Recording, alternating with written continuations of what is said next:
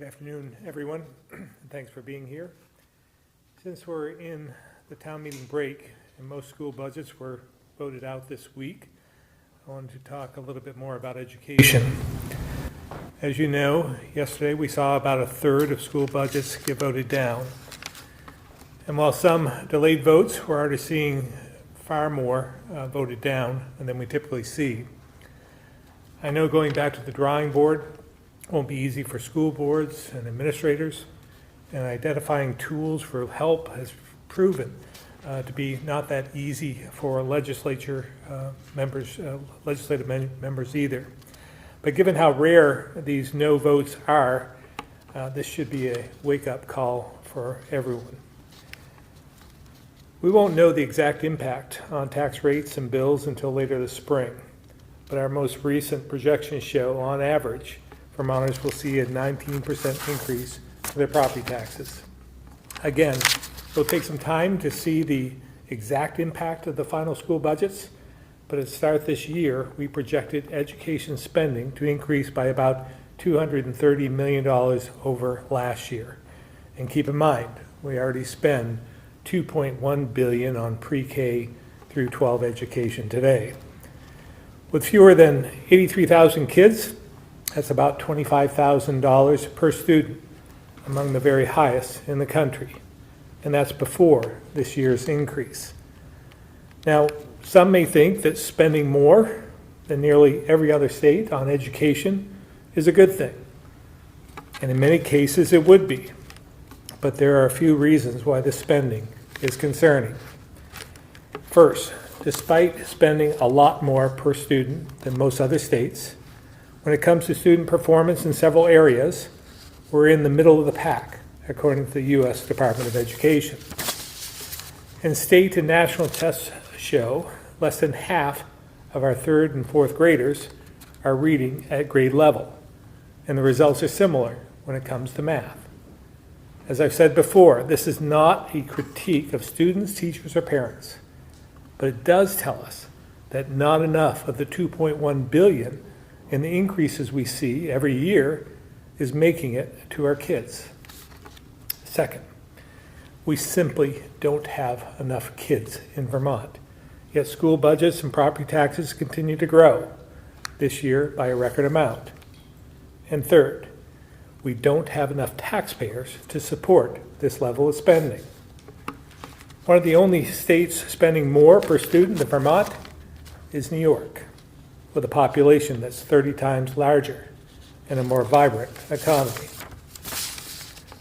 Most Vermonters can't afford a double-digit increase in their property taxes, or any increases in anything for that matter. Take my hometown of Berlin, for example, where the proposed increase would mean almost $1,000 more for a $200,000 home. The average family is going to have to make some difficult decisions over the next year, if that holds true, as they contemplate what they can do without. Not to mention those with higher incomes and more flexibility, who also know there are more affordable options out there, other states they could move to. I'm concerned this could put our education system further at risk. So I know it's uncomfortable to talk about money and spending, especially when it comes to our kids' education. But the fact is, we have to be realistic about what people can afford if we want any chance of continuing to offer quality education in Vermont. We also have to be honest about what we're getting for what we're spending. As I've said before, if we were just given a check for $2.1 billion to educate 83,000 students, I dare say that we designed something totally different than we're seeing today. This is why I propose major cost containment proposals that would reinvest savings in things like childcare and early learning, STEM, career training, and higher education, helping us improve outcomes for kids and keep property taxes in check. With the kind of cradle-to-career approach I've been advocating for since 2017, we could give kids a better start and open up more career opportunities. At the same time, a stronger education system at a price the average person can afford would attract more working families, which means more taxpayers, not more taxes. But you can't attract more working families or keep the ones you have if you can't afford to live here, which is, again, why my team is focused on finding ways to achieve this vision without a payroll tax for childcare, without new or higher taxes for the general fund, and without exploding property tax bills. Here's a few things I proposed in the past that I believe would have helped. Moved school budget votes so we have a better view of statewide spending. Save money on school employee health care without reducing benefits. Increase the staff to student ratio through natural attrition, still keeping us among the lowest in the nation. Adjusted the income sensitivity formula to target those who need it.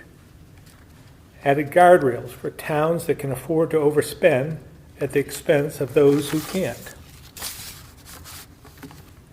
I vetoed 3 budgets to get some buy-in on some of these proposals, but nearly all of them were ignored, and the few that were taken up were changed significantly enough to make them ineffective. More recently, when Act 127 passed, I asked the legislature to address the cost pressures it created before it went into effect, which they didn't do, although they did finally address the cap issue a few weeks ago.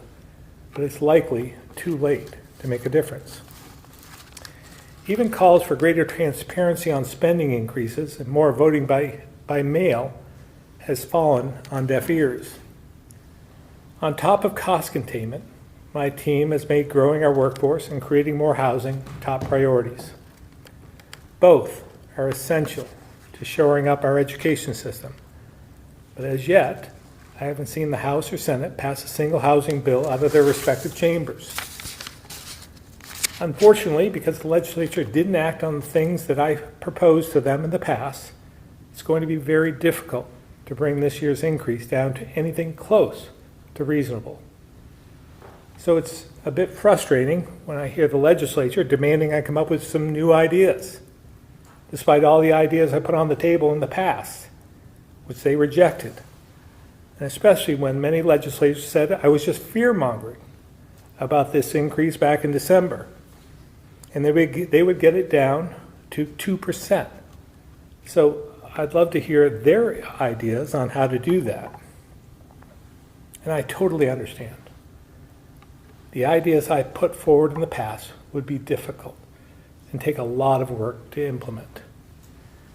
But if we had acted on any one of them, we'd be in a better place today, where the decisions and changes needed will be much harder, more urgent, and much, much more painful.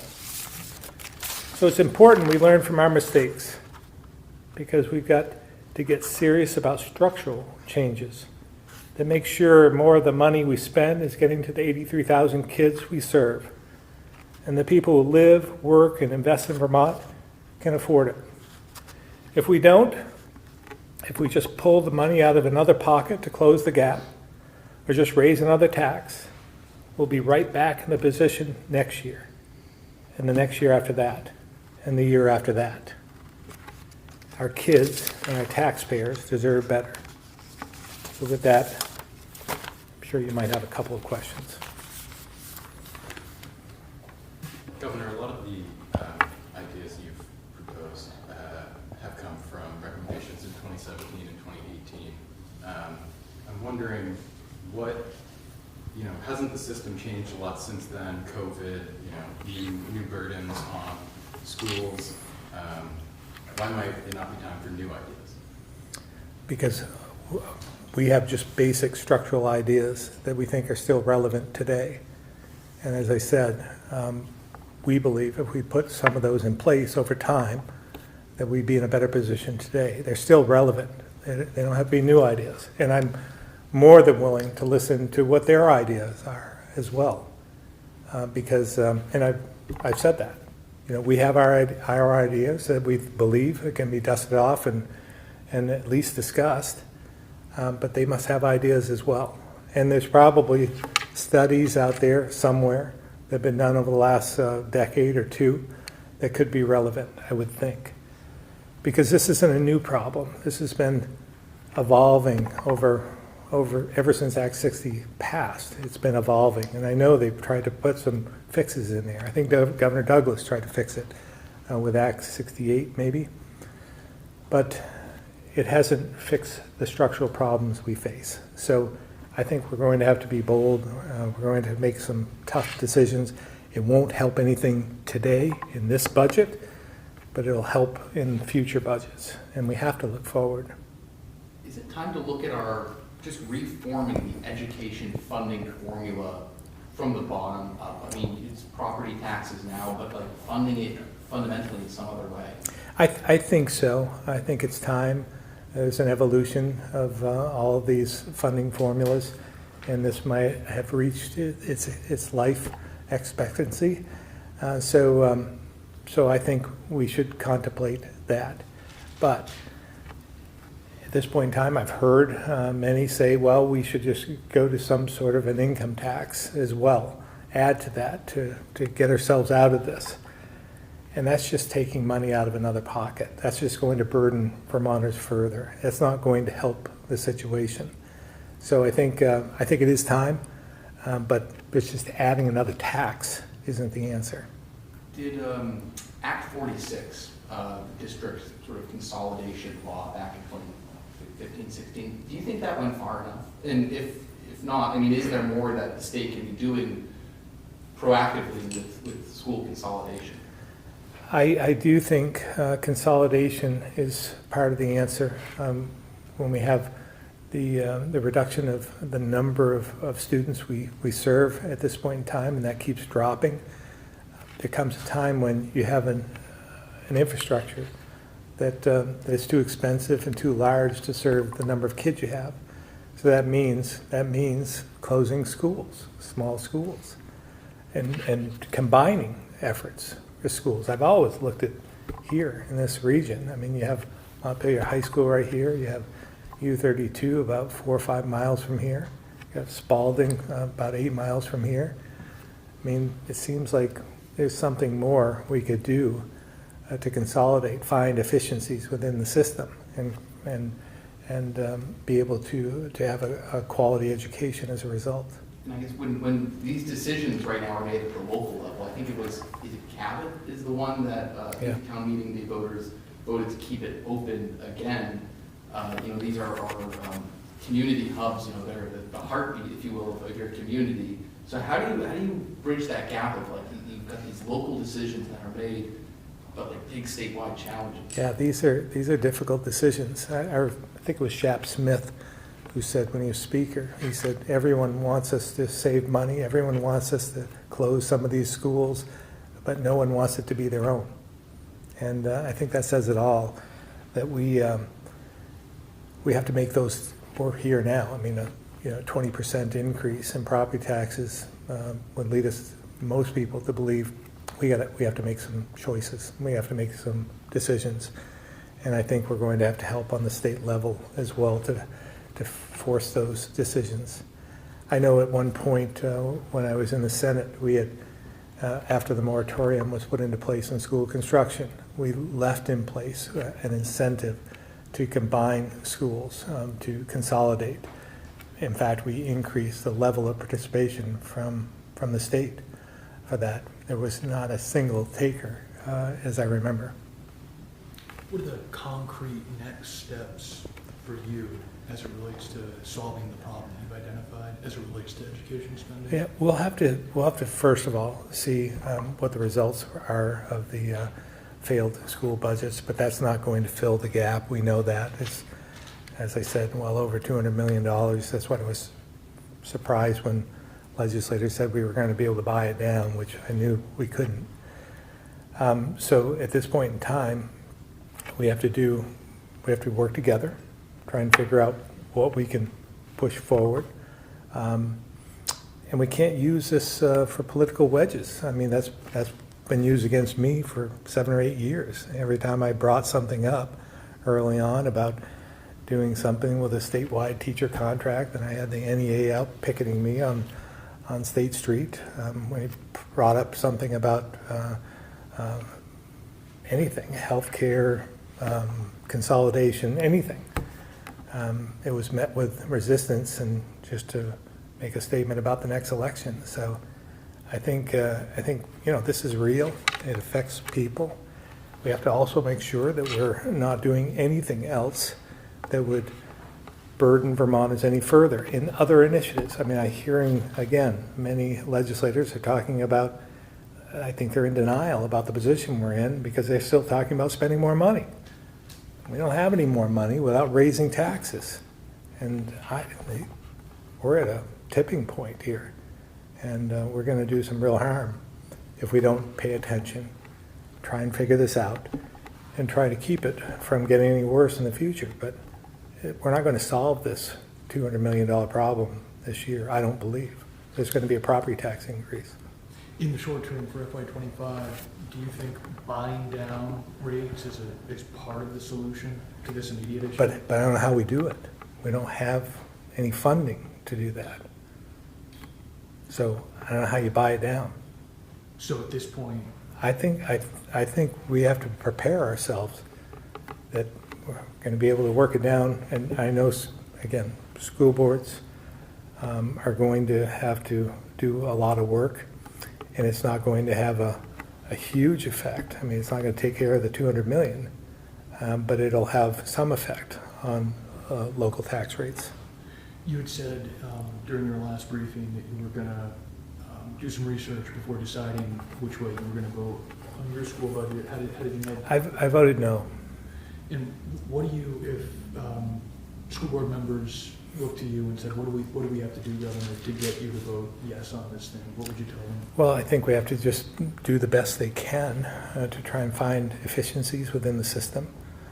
Look longer term, what is it they have for ideas? They're on the local level. What is it they think we can do that's palatable? And just get it down as far as they can. But I think this did send a huge message to legislators that we got a problem. National Grid announced the cancellation of the Twin States Energy Link project. I just wondered if you had any reaction to that.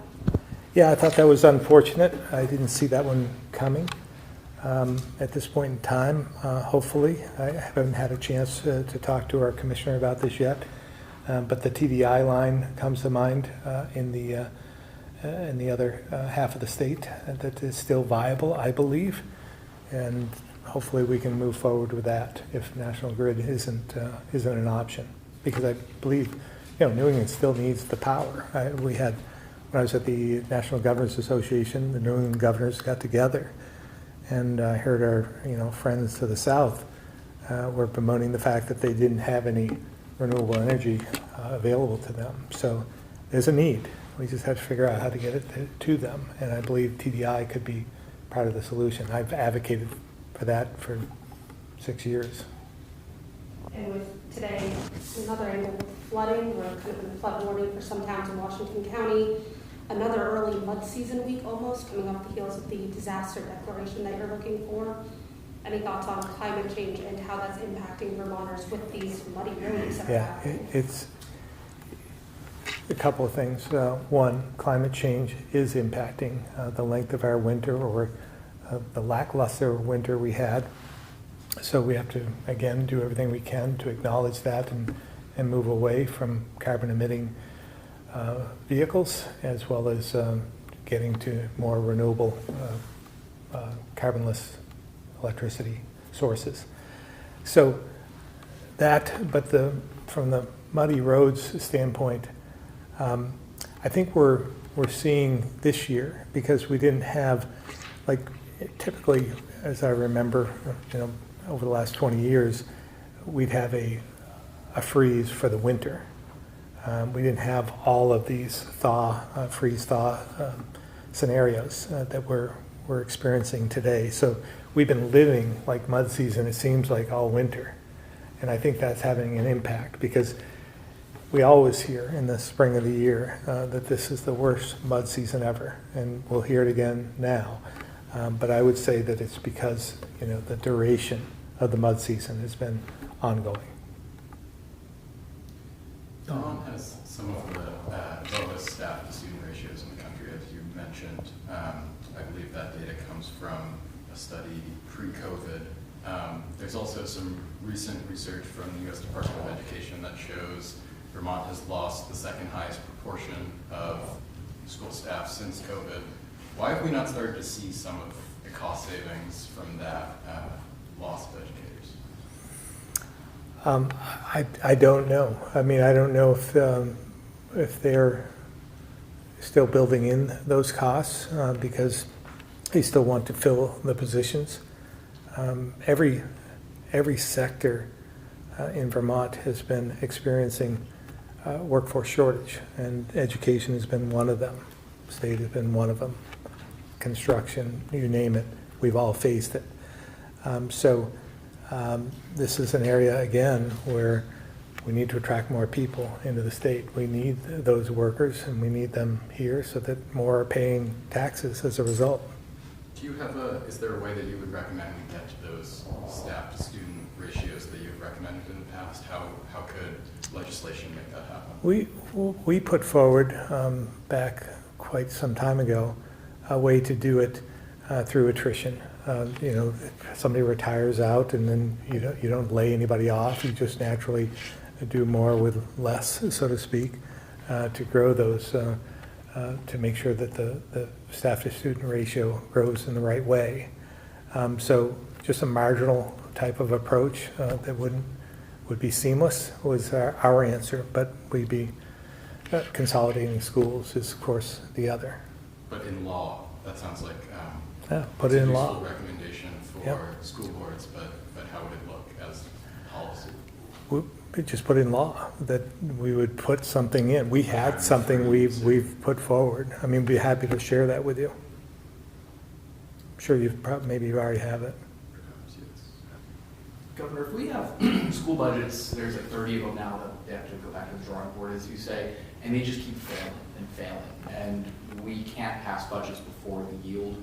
I understand they have to take last year's budget, which in this inflationary times could mean pretty big cuts, layoffs, cuts to programming, academics. What effect, if we get to that point, I mean, how much of a concern is that for you that budgets will keep failing if we have to go to last year's budget? Well, again, I don't know if we've ever seen this level of failed school budgets. So we're in uncharted territory in some respects. So we'll have to let this play out and see where we're at. The legislature certainly could set the yield, notwithstanding, set the yield and live by it. You remarked in your speech introducing former Governor Haley on Sunday, the number of people in the room, the energy, the passion. Now that Nikki Haley has dropped out of the race, where do you want to see that go?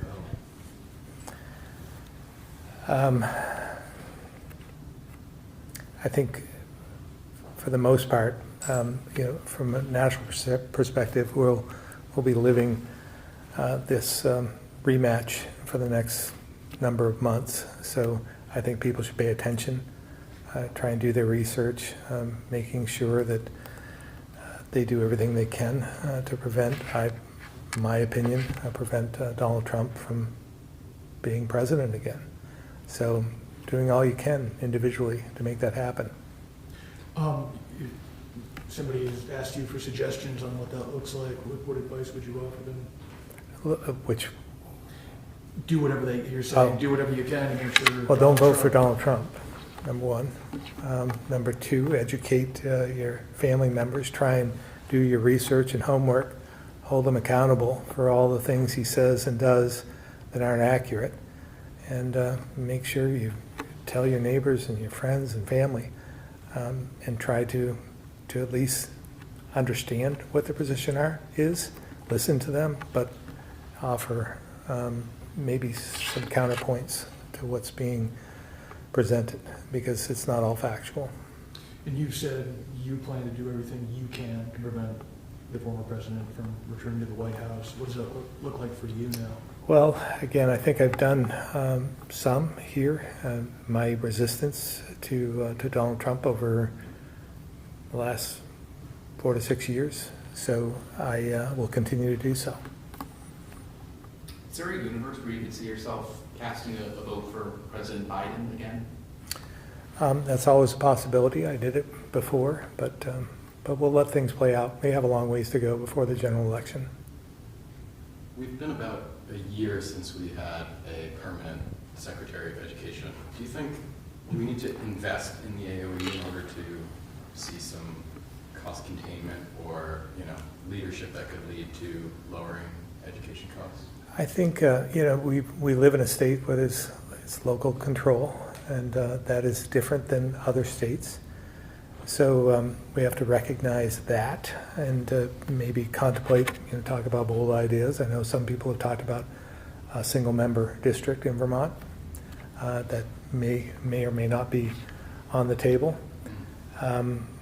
But we'll have new leadership soon enough, and we'll go from there, and we'll offer any suggestions we can to get us to a place where we're able to deliver a quality education in Vermont at a price Vermonters can afford. You mentioned the local control element. It's obviously so key here. You've also mentioned, maybe it's time to completely reimagine how we pay for education.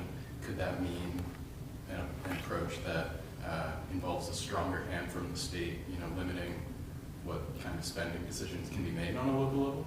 I think it could, yes. And that's not going to be popular. Just saying that probably isn't popular, but I think it has to be on the table. And you've also said it seems like it might be impossible to get property taxes to, what would be an acceptable increase. What would be acceptable? What could you, if we walk away from this budget year and taxes went up X percent, where would that line have to be to get your satisfaction? Yeah, hard to say. I vetoed budgets for going 3% over. Yeah. So my tolerance is pretty low. You designated this month as Problem Gambling Awareness Month. Seeing how we're balancing online sports betting and that, and kind of making resources available. Yeah, we want to make sure that people do so responsibly, whether it's alcohol or gambling. We want the people to know that there are resources there to help them if they have an issue with gambling, problem gambling. And we'll continue to do everything we can from a regulatory standpoint to make sure that people are protected.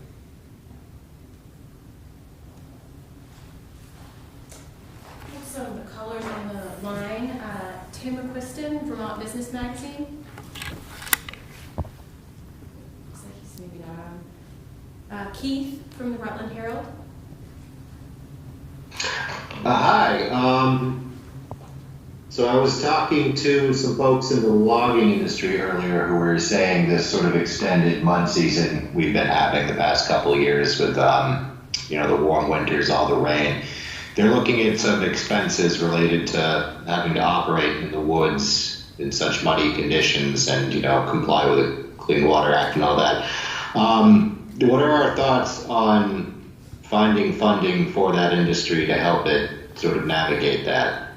Yeah, I know the loggers in particular have been suffering for the last couple of years, both with the mild winters, extended mud season, but also with the flooding. So they were hit with like 3 separate issues. So I'm sensitive to that. We have working lands that could be an approach, an avenue, as well as we've over the years have provided funding for bridges so they can get into the woods, over some of the streams, temporary bridges that can be utilized that we have in stock.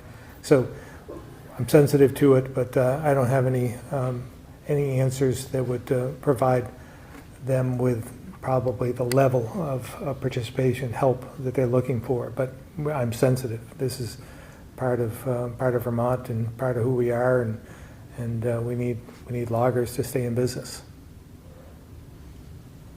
Thank you. Chris Roy, Newport Daily Express.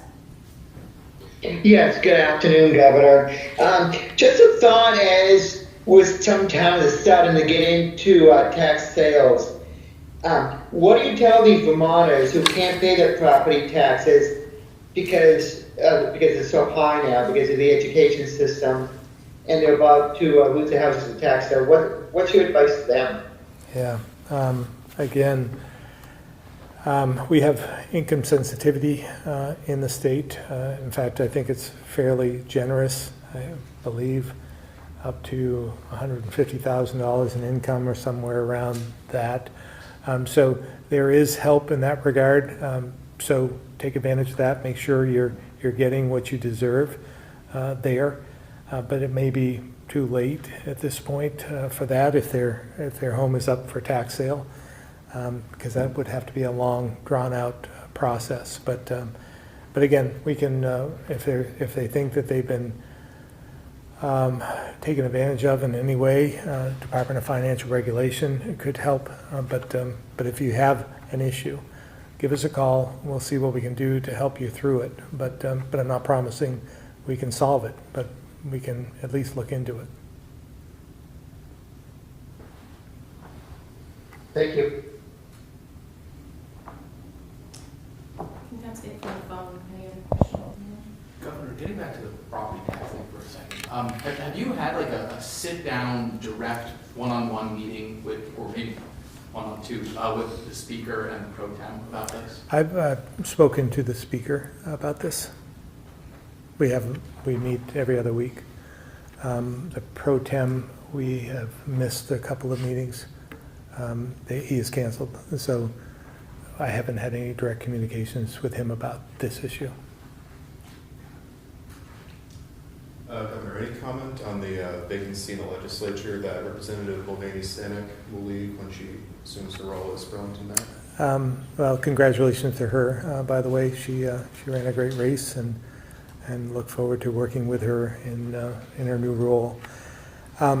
We will do like we do with every other vacancy. We'll wait for names from the party she is a member of. She's a progressive. So the Progressive Party in Burlington will get together and submit 3 names to us, and we'll consider those and make an appointment. Going back to And by the way, I've done this throughout my political life here as governor, adhere to that principle that I laid out, that we would appoint based on the party affiliation.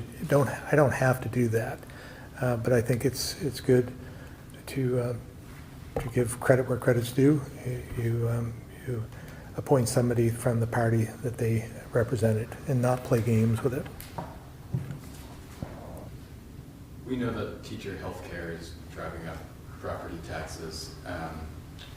You advocated for a long time for statewide healthcare negotiations. I know that came to fruition, not exactly how you wanted to see it. The makeup of that negotiating commission is a little different, but we have statewide healthcare negotiations. Why, what's not working there? Well, they took out a lot of the provisions, and I can get you more details on that, but they didn't do it the way we had asked them to do it. I think it would have been much more constructive, much more fruitful when the way we had it. But they did it a different way, and I think it's actually created more harm than good. It ended up costing more.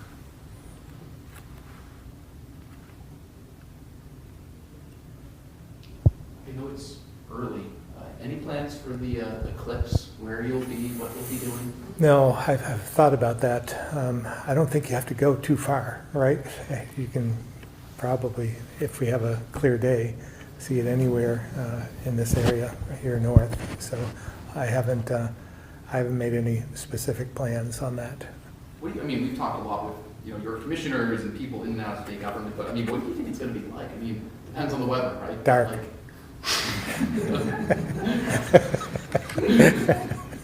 With tens, maybe hundreds of thousands, you know what I mean? Like how has that been weighing? Well, we've tried to prepare. Public safety's been involved, transportation's been involved. We go as far as where are people going to be able to stay? Are they just going to pull over on the side of I-89?